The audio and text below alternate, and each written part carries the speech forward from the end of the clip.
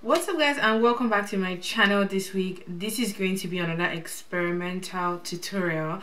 I saw this dress last year and I think it was from the AMVCAs in Nigeria, which is a very popular award show, and it was won by actress Rita Dominic. I saw the top half of the dress and it took me a while to sort of figure out how it was done, and in this video I'm going to be showing you guys how I think they created the top half of the dress.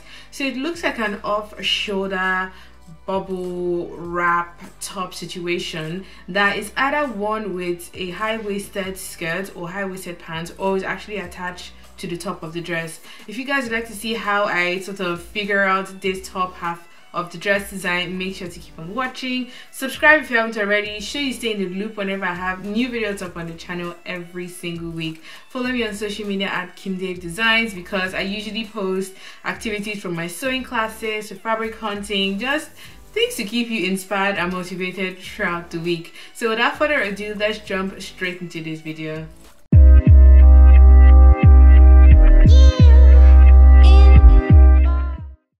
The first thing you need to do is you need to measure around your chest and both arms, since it's an off-shoulder style, to see where it sits on your body and how much your measurement is.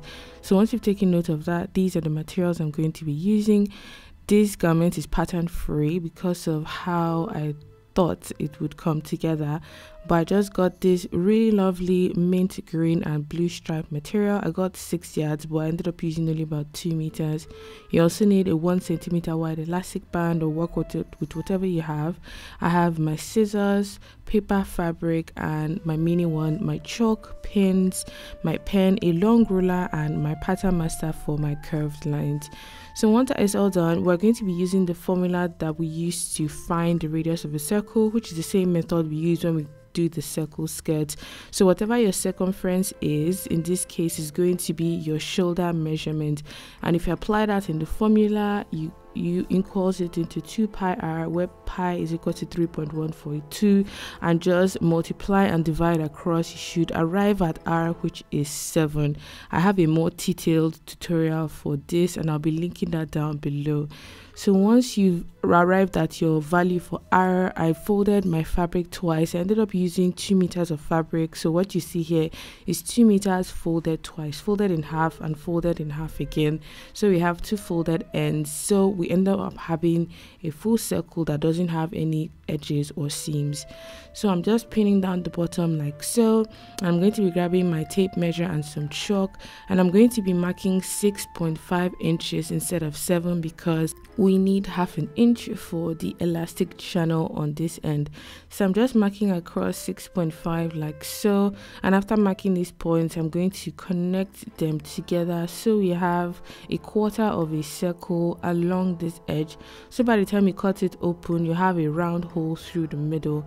So from that edge, we're going to mark downwards whatever length you decide to work with. Just know the longer and the bigger you make the circle, the more fuller the bubble will become. So because this fabric wasn't very wide, I ended up working with 24 inches, which ended up making my bubble a little small and stiff. But if you want yours to be nice and fluffy and full, make your circle bigger. If you have to cut 2 half circles and join them up the side, I think that would be a lot better, and then use a softer fabric as well.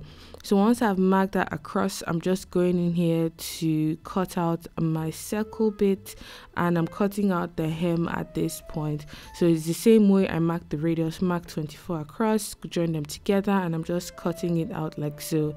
So I'm just going to cut out the top bit, which in an ideal circle skirt case would be your waistline, but this time is where your shoulder point and both arms will be. So next up, I'm just going ahead to overlock the top and bottom edges so we have no raw edges on the inside of the garment. Even though this is a sample, I like it to look relatively neat. So as you can see, I've overlocked both ends and it's looking nice and tidy. And I've also gone ahead to cut 2 sets of elastic. The top one is 40 inches and the bottom one is 34 inches. So the top is where your shoulder is and the bottom is sort of around your tummy area. So you want the bottom to be a little bit scrunched in to make that bubble shape that we want. So next up, I'm just going in here to fold the elastic channel for the top.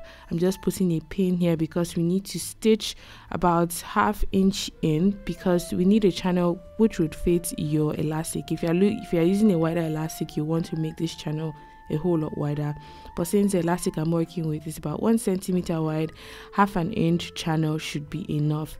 So I'm just sewing on a 0.5 seam allowance using my normal straight stitch. Because it's a circular edge, it was really tricky to fold across because there were points that didn't exactly match because of the shape of the seam.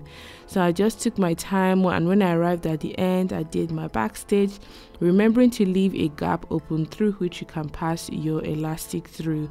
So I did that for the top and I did that for the bottom edge. So we have 2 channels, one at the top and one at the bottom, through which we can pass our elastic through. So I'm taking my longer elastic, which is about 40 inches, and I'm just putting a safety pin at the end like so, and I'm going to pass it through the opening that we left, passing from one point through the channel and bringing out that safety pin edge from the other side, so we're able to join both ends of the elastic inside the channel and then close up the hole. So I'm just going in here to add a pin to hold both elastic ends together, and I ended up cutting off about 6 inches of the elastic because it ended up being too long. So I'm going to pass the second elastic through the bottom channel with a safety pin as well, because it just makes passing the elastic through channels a lot easier and quicker. So remember to pin the other end of the elastic to the fabric so it doesn't get lost as you are passing the elastic through the channel. Once you arrive at the other end, take out the pin and pin both edges of the elastic together in place so they are ready to be stitched together to make one round loop in that channel. So I'm going to take this domestic machine and I'm going to stitch the elastic edges together. You can either use a zigzag stitch or a normal straight stitch, whichever you prefer, and then when that is stitched up, you go ahead and tuck it into the channel and sew the channel close.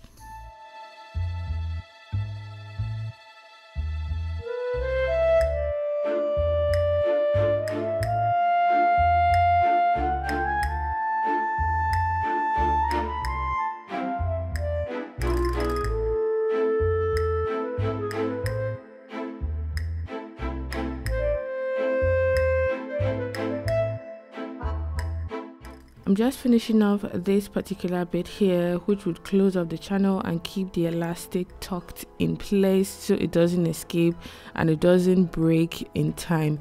Once that is done, the next thing that you could consider is to add embellishment or hand trims or like straight trims across the top, because that is what the initial design had. This is optional, you don't have to do it, but just something I thought that I could share with you guys. So if you don't have a lace trim, what you could also do is you could get whatever scrap lace you have in the matching color and cut out the shapes of the lace. So this one has nice floral designs, and I'm just going ahead to cut it out using my scissors in such a way that all of the shapes look identical, and this you can hand stitch or top stitch, whichever you like, but this, like I said, is optional. I ended up leaving my design in its original form because I didn't really like the size of the lace that I had. But if you look at her design, you can see it's a lot fuller and a lot fluffier. So I think the off shoulder was a lot wider. It might not have had elastic, it might just have had like pleats done in place, and it was definitely a softer fabric was definitely used, and the trim on top of hers is in the matching color that you can hand stitch. But this is what mine looks like. It's not a bad design. I'm glad I did it, so I have an idea of what to correct and what to fix next time if I want to make it. But I plan on making matching bottoms, so it's something I can style during the summer or when I'm on holiday. I hope you guys enjoyed watching this video. If you did, please give it a thumbs up, share all of your thoughts and ideas down below, and I'll see you guys in my next one. Bye.